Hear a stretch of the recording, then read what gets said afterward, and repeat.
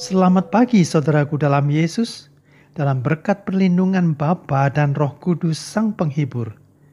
Tema pada saat ini ialah pelita itu masih tetap menyala sampai sekarang. Bacaan Alkitab, Mazmur 119 ayat 105 dan 111. Firman-Mu itu pelita bagi kakiku dan terang bagi jalanku. Peringatan-peringatan-Mu adalah milik pusakaku untuk selama-lamanya, sebab semuanya itu kegirangan hatiku. Eleanor berkata, "It is better to light a candle than curse the darkness." Lebih baik menyalakan sebatang lilin daripada mengutuk kegelapan.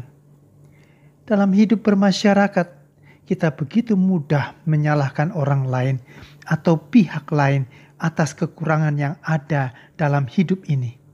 Tapi seringkali kita lupa bercermin kalau kita belum berbuat sesuatu untuk hidup ini. Dari pengalaman hidup kita, memilih untuk mengeluh tidak mendatangkan apa-apa kecuali ketenangan batin yang semu. Daud mengibaratkan firman Tuhan sebagai pelita yang menuntun hidupnya. Pelita bukan digunakan untuk menyoroti hidup orang lain, tetapi dirinya sendiri.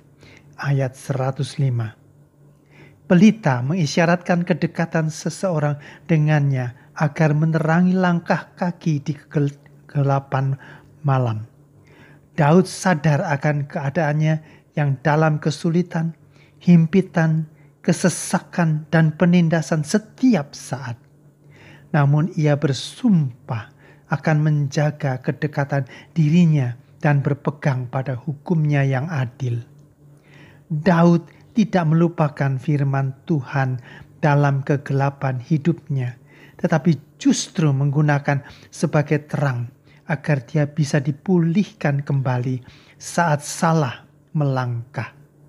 Dia juga sadar bahwa Tuhan adalah penolongnya yang tidak akan membiarkannya sendiri. Mari kita mengamati lebih jauh.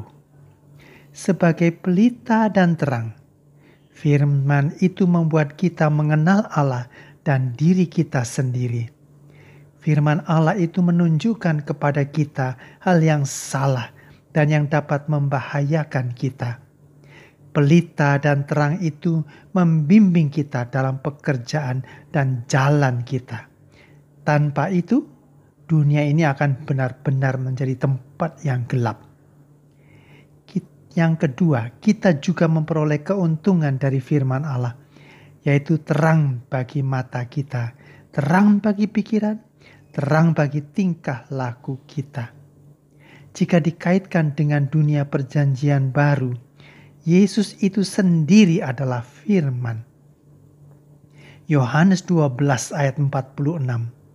Aku telah datang ke dalam dunia sebagai terang, supaya setiap orang yang percaya kepadaku jangan tinggal di dalam kegelapan. Di saat hati menjadi gelisah oleh berbagai tekanan dan beban masalah, firman Tuhan mampu memberi solusi, kekuatan ekstra untuk menghadapi berbagai jenis rongrongan dunia yang menyesatkan. John Newton, pemuda Inggris, menumpang kapal dagang pada tahun 1748 untuk kembali ke Inggris. Ketika badai mengombang-ambingkan kapal itu, semua penumpang panik seolah tanpa harapan selamat. Dalam ketakutannya, John Newton menganggap dirinya seperti Yunus yang sedang berlayar membawa dosa. Ya, karena perdagangan budak kulit hitam dari Afrika menjadi lahan bisnisnya selama ini. Di tengah malam dalam kapal yang berguncang keras itu, akhirnya ia keluar dari kamarnya lalu berdoa memohon kepada Allah agar menyelamatkannya. Seperti mujizat, tak lama kemudian laut menjadi tenang seketika itu juga, dan kapal yang berada dalam bahaya itu pun akhirnya selamat dari badai topan, serta kembali berlayar dengan tenang. Peristiwa ini lalu menjadi awal titik balik pertobatan John Newton dari dunia perdagangan budak, perjudian, dan dari seorang pemabuk berat. Perjumpaannya dengan kuasa Tuhan dalam badai di kapal tersebut akhirnya melahirkan sebuah lagu sederhana namun sangat terkenal dari masa ke masa. Lagu indah sebagai luapan syukur hatinya atas anugerah Allah.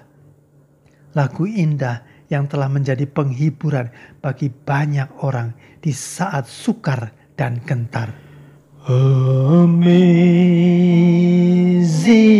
grace, how sweet the sound that saved a wretch like me. I once was lost, but now am found. Was blind, but now I see. Was blind, but now I see.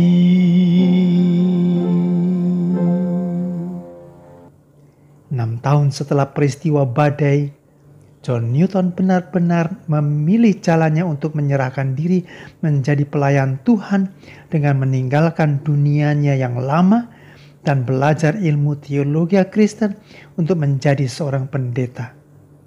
Amazing Grace dengan 3 baitnya adalah lagu pujian yang diciptakan oleh John Newton atas dasar kesaksiannya sebagai seorang yang pernah mengalami ajaib anugerah Tuhan yang telah menyelamatkan hidupnya di atas kapal yang hampir tenggelam oleh gelombang dahsyat. Di waktu yang sama, lewat lagu indah Amazing Grace itu pula terciptalah sejarah baru bagi kerajaan Inggris. Lagu indah tersebut telah mengetuk pintu hati William Wilberforce, seorang anggota parlemen Inggris dan juga anak rohani dari John Newton, untuk berjuang menghapuskan perdagangan budak kulit hitam yang memalukan di negaranya. Dengan penuh keberanian dan lantang, Wilberforce menyatakan dalam kampanyenya, "Ingatlah, Tuhan menciptakan semua manusia sama." Saudaraku kekasih Yesus, kehidupan adalah tentang keberanian. Keberanian menetapkan pilihan, keberanian menjalani pilihan, dan keberanian mengambil risiko atas pilihan. Jangan pernah berdoa dengan meminta menjalani hidup yang gampang atau tanpa kesulitan. Namun mintalah kekuatan atau semangat untuk menjalani masa kehidupan yang sulit atau tidak mudah, agar dapat menanggungnya serta melaluinya dengan baik. Karena itu, jangan takut jatuh, karena yang tidak pernah memanjatlah yang tidak pernah jatuh. Jangan takut gagal, karena yang tidak pernah gagal hanyalah orang yang tidak pernah mencoba melangkah. Jangan takut salah, karena dengan kesalahan pertama kita dapat menambah pengetahuan untuk mencari jalan yang benar pada langkah yang kedua. Selamat pagi, Tuhan memberkati.